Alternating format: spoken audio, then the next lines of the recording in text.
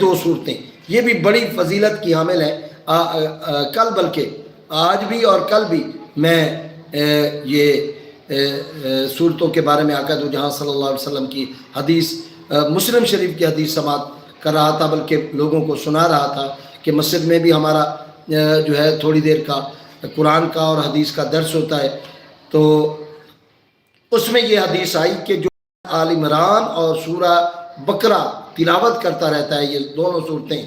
اس بندے کی بروز قیامت سفارش کریں گی اور جھگڑا کر کے اللہ تبارک و تعالیٰ کی بارگاہ سے اسے نکال کے جنت میں لے جائیں گے. اور جب وہ محشر کے میدان میں آئے گا تو یہ دونوں صورتیں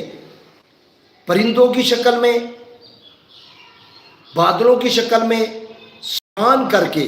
سایہ کر کے اسے محشر کے میدان میں لائیں گے. اور وہاں سارے جو لوگ ہوں گے وہ دیکھیں گے تو کہیں گے کہ یہ وہ لوگ ہیں